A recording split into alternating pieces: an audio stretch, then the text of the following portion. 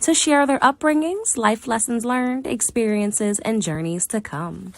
Uncommon Women speaks on topics that can relate to all women. We share, we listen, we laugh, we cry, and we empower each other to be the best uncommon woman that they can be. Ultimately, we are cultivating a global movement of women supporting women. Women supporting entrepreneurship, relationships, self-love, and so much more. We inspire each other to make an impact on this world for the better. Be sure to like, share, and subscribe to Uncommon Women. Now, finally, grab a seat, get comfortable, and hear from your wonderful hosts, Shanira and Jenny Lee.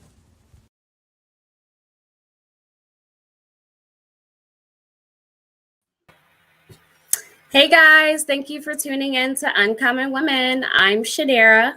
And I'm Jenny Lee. And today we have an amazing guest speaker that's going to educate us on personality traits. Before we get into that, there's a couple of things I wanted to discuss with everyone. I do apologize about last week. We had to cancel the recording. I did have a death in the family, but we are in the process of rescheduling our AIDS survivor in regards to her testimony and her speaking in regards to what she went through. But without further ado, we do have a new guest speaker on this week that's going to educate us in regards to personality traits. She's coming all the way from Canada, so I'm super excited about Nausheen. That's going to be, telling us a little bit about herself and then what she does and how she's going to be educating us. So without further ado, here's our wonderful Nausheen, and Jenny's going to give us a little bio in regards to her. Nausheen Saumtally is a business mindset coach and trainer, helping aspiring entrepreneurs launch their business with 100% confidence to succeed. She is also a DISC behavior analysis expert and brings this into her coaching, creating alignment between the entrepreneur and their business. With her background in business development at Microsoft and as a corporate coach and trainer, now she has worked with a wide range of leaders across the world, helping them perform their businesses and performance for optimal outcomes. She is passionate about personal development with focused attention on mindset, self-discovery, and communication. Now, she's driving purpose is to be a catalyst for change, action, and positivity. So thank you, Nausheen, so much for coming on and giving us the opportunity to just get educated. And we appreciate you, coming all the way from Canada to be on the platform. Before we get into educating everyone, is there anything that you would like to share about yourself that we didn't add in your bio? I just wanted to say hi. That was a wonderful bio. Thanks for that. Nothing else I want to share here. And it's a pleasure to be Thank you. So what inspires you? Where does your inspiration come from in regards to helping others?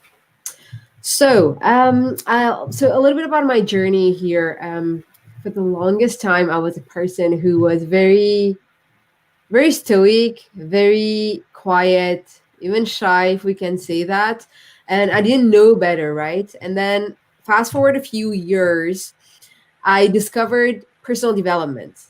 And through one of my mentors, his name is Ravin Papia. And when I started to discover all of these things that I was not aware of, that there was more to me than what I was seeing, because I didn't know any better. I didn't have more knowledge. That spiked a passion within me that I was thinking everybody out there needs to know that there's so much more within you that you are currently seeing. And I want to bring that to the world. And that's where my passion comes from. I experienced it myself, and I want to bring that to everyone out there to really wake up the world, if you want. That's amazing. So how was your life growing up? How was everything growing up in your life prior to getting into where you're at now? I have to say I was very blessed. I had the most wonderful parents. I grew up in Mauritius. It's a tiny island off the coast of South Africa. I was born and raised there and moved to Canada a few years since today.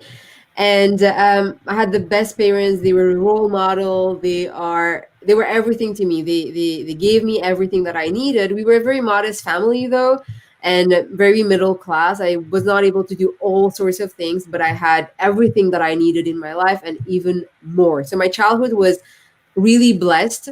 Moving forward, one of the things that I really wanted growing up was to go outside of my country to really experience um, traveling and being on my own, which I got to do when I went to study. I went to study in Malaysia. Oh, And I wow. studied actuarial science, which is completely opposite to what I do today and my career. And yeah, so I got this opportunity, and that distance that I got from home, from who I was in Mauritius, which, like I mentioned, very quiet, very stoic, it really gave me that breathing that I needed to really express myself and embrace myself and discover myself a bit more. So this is a little bit my journey up until I finished my studies. Then I started right away working at Microsoft, and where I discovered yet another new world. So yeah, this is a little bit about me. Amazing. I love it.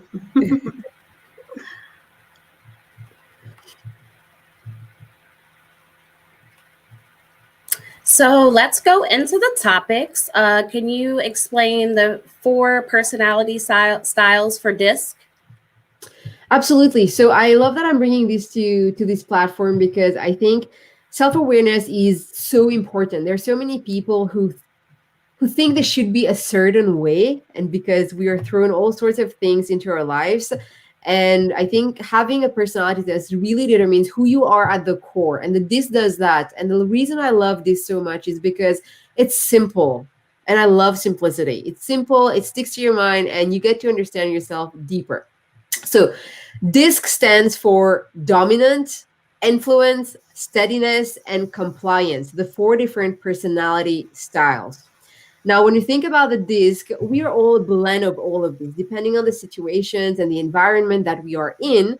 But from all the research that has been done, it's been determined that we are dominant in 1, 2, or 3 of these personalities that will come out more often than the others. So when you do a DISC personality test, you will be assigned D and I, DI, SC, SI, depending on what you're showing from the assessment.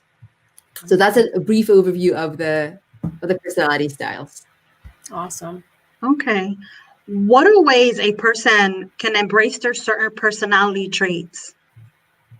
So the one thing that I love to talk about when I'm talking about the personality traits is once you understand who you are, is to really deep dive into the strengths of your personality rather than, I think this is something that a lot of people, human beings in general, right? We get something, we're good at this and we're not so good at that. The first thing we have is, oh, why am I not so good at that?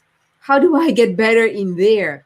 But I think that's a very common mistake, because when we're naturally gifted in an area and we take the time to really understand that at a deeper level, this is really when we're able to shine and add more value to whatever it is that we're doing. When we take our energy and focus it in the weakness side of our personality traits, it takes a lot of energy out of us. And we, instead of growing and helping others, now we're finishing our energy where we're able to grow just a little bit. Whereas we can use that same amount of energy and use it in our strengths. Okay. I can share a little bit more about the different personality styles. Yes, go ahead and elaborate. Yes. Perfect. So the dominant style, which is the first personality style, they constitute about 3% of the population. So these are the style, and some people will recognize themselves, or you will recognize people around you that exhibits this personality. They're the people who are very confident in taking control. They're very decisive when they're talking, and they're very direct as well. So this is the way that they are. This is how they are naturally, and they're very result oriented. That's the dominant personality. When we think about the I personality, which is the influence personality, think about your friends, your family, or your colleagues who are the most talkative. They're spontaneous, they love to talk, they love to chat. They are great storytellers. And I always share this story when I'm talking about this personality. I have one of my best friends is an I personality. We grew up together, and every time she tells a story about when we were growing up, I am amazed. And I look at her thinking, oh my God, my life was so amazing back then. Because she's such a great storyteller. For me, I'm an SI personality, so mostly an S. So I'll be very conservative when I'm talking, just bullet points and very brief about my description. So I love I love it when she describes our experience together. So this is the I personality. Very Okay. friendly. They're very comfortable with the spotlight as well. They constitute about 11% of the population. So they're the bubbly personality. Okay. The steadiness, those who exhibit the S personality, this is the majority of people, 69% of the population. And Oh. they are the people who are team oriented. They are very loyal, and the word acceptance is used when we describe them as well. So they're very easygoing. They will go with the flow. The good thing about the S personality is they can be either or. So they can either take control and lead, or they can be a great follower as well. The way they would think is, for example, if they are in a meeting or something, there's a question or somebody needs to lead something, the thought is, let me wait and see if somebody else. So they're very caring. They'll wait if somebody else wants to take control, wants to, be in charge. And then if there is nobody, then the caring personality kicks in from another side and say, oh, let me be that person and serve now. So that's the S personality. And then the final one is the C personality style. When we think about the C personality style, we're thinking about the people who are compliant.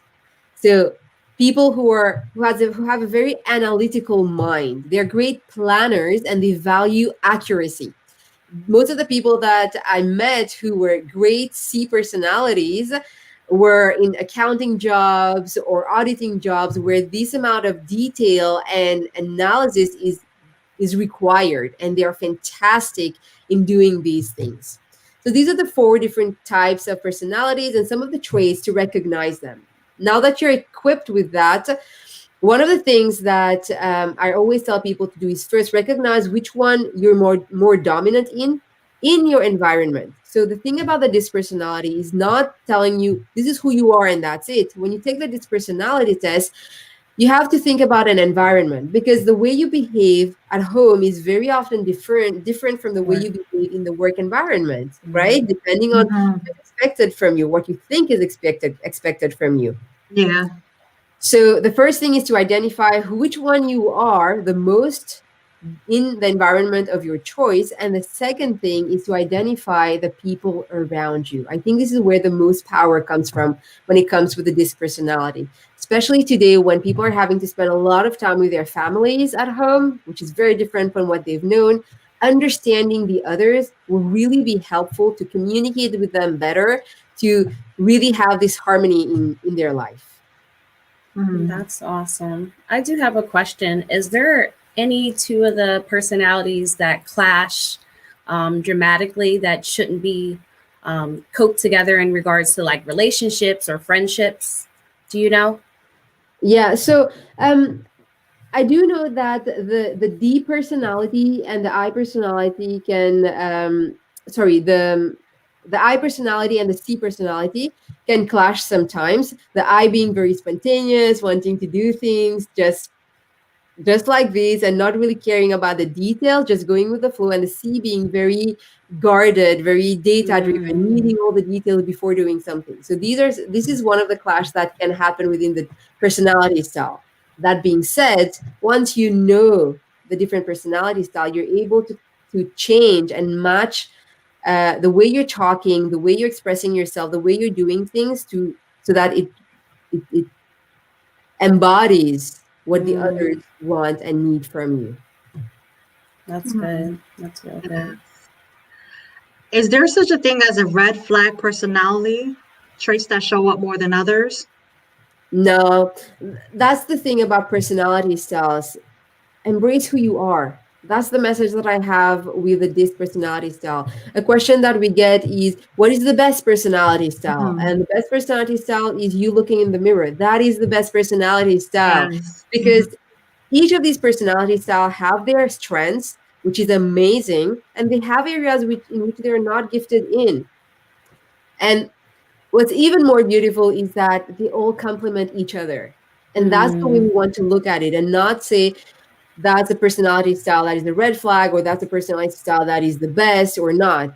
Embrace who you are. And this is what you want to do. Embracing who you are and looking at others for support to complement areas in which you need some supporting. Okay. That's awesome. So, can you explain the difference between characteristics versus trait personalities? Yeah. So when we think about a characteristic, we're thinking more of a feature or quality that a quality belonging to a typical to a person. It belongs typically to a person, maybe to a place, or even to an object or thing. And it serves us in identifying that thing. But when we're thinking about a trait, it is something about you that makes you you. So Okay. in science, a trait will refer to a characteristic that causes genetics, for example, Hmm.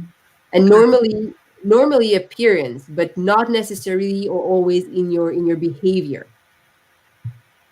Okay. Make sense? Yeah. Yeah, definitely. Yeah, it does. Okay. How can you cope with negative personalities in the workplace? It starts with self-awareness, understanding yourself first, and then it starts with understanding the other ones. So I work with businesses and corporates to train their teams on the DISC personality test, where everybody has their Okay. personality test and they each understand their personality styles. One rule here is, so we all know the golden rule. The golden rule is treat others as you would like to be treated, Treat it right. right? Very logical. Yeah. Yes. But there's a platinum rule that applies. The platinum rule is even more important. It says treat others as they would like to be treated. Because Hmm. think of it this way, the way you are going to understand something, I am not going to understand it this way. And that's Yes. why we have so much communication clash. Imagine a D personality who's very direct, very result oriented, talking to a C personality who needs all the details and the how and the data. When the D is explaining something to the C is like, but they will have so many questions. Mm-hmm. So if Hmm. you're a D communicating to a C, you need to take that approach with them. Because otherwise, what happens is you will keep on communicating in your own language, will keep creating clashes and stress. They will keep not understanding, and more stress comes. All you need to do is to switch the way you talk to people to the way they would understand. That's the platinum rule when it comes to the communication and reducing and coping with, we're calling it difficult personalities. I don't think it's difficult personalities per se. It may be a lack of self-awareness. It may be the fact that people are not communicating with them the way that they understand. So I'll take this approach rather than say there are difficult personalities. I get you. So it's basically like their perspective of how they're actually receiving versus how you're actually saying it to them. Absolutely. Correct? Okay. Yeah. Okay. Just like I've recently read about the love languages, right? We all have different ones. Right. Someone might Yes. be giving you lots of gifts and things like that, but hey, I don't care about gifts. What I care about is something else. And so you are not showing me that. It's the same approach here with communication. That's a good point. The five love It is. languages. And Mm-hmm. we talked about that, guys. So if anyone isn't aware of what your love language is, I don't know what episode it was, but I think it's season 1. We talked about love languages, and that makes a good point. I mean, someone's love language may be gifts, and another Mm-hmm. person's love language may be acts of service. So you're Mm-hmm. sitting here giving them a whole bunch of gifts, and that doesn't please them when they Mm-hmm. like stuff for you to be like, I'll take out the trash or I'll do the dishes for you. So I think that's a really good analogy. I like that. Yes, Um, you are. where can people actually, for the personality traits, where can they get the resources to actually see what type of personality they have? So the way you would do that is by taking a personality test, and they can reach out to me directly for that. My website, they can find me on my website, or my Facebook page is the way to reach out to me more easily. Okay. Right. And just to reiterate, we do have our website listed. So if you guys have any questions in regards to your personality or how you can actually take the test, you're more than welcome to reach out to her. We'll also have her Facebook page on our bio when we post this. So you can actually reach out to her Facebook as well. I think I did have another question. Is there anything that you would like to share that we didn't actually speak on in regards to personalities and characteristic traits? I think we've covered a lot of things. Although it's only been 20 minutes. I'm surprised. I think we've covered the main points. The most important thing that I want to say is to embrace who you are. That's the most important thing. Mm. I'm currently reading a book. I'm sure you guys are familiar with Brené Brown. I'm reading her book called The Gifts of Imperfection, and this is exactly what she says in her book. Letting go of who you think you're supposed to be, and embracing who you are. And this starts by knowing who you are. And a personality assessment allows you to have that baseline at least. It doesn't mean that everything that's in a personality test, this is you. It gives you a baseline to understand, hey, that's why this has been happening in my life. That's why I didn't get along with that person. And you start to make sense of every clash or every conversation that you've had where things didn't go as expected. And once you have that lens, you start to analyze that. Moving forward now, you can really take steps to avoid this or to make that better for yourself, because you understand yourself better and you're able to understand others as well. Wow. Definitely. I like definitely that. So do like I. that. Thank you so much, Nausheen. Sorry. That's okay. For coming out and sharing your story. And we have one question we always ask our guest speakers. Mm-hmm. What makes you uncommon? Oh, I love that question. I really value uniqueness. I think there are a few things that makes me uncommon. The first thing is that I fully believe in people, in every person that I talk to, whether they're my client or not. I fully believe in their potential, that they are able to achieve whatever it is that they want in life, wherever they are coming from. Having that 100% believe in a person is me. That's me. That's who I am. And the other side of me is I'm also a very direct person. So as much as I want to help you and guide you, I also want to show you your truth as well. So the combination of these two things, I think, makes me pretty uncommon. That's Okay, awesome. good. That's awesome. Let's see if we have any questions from any of our viewers.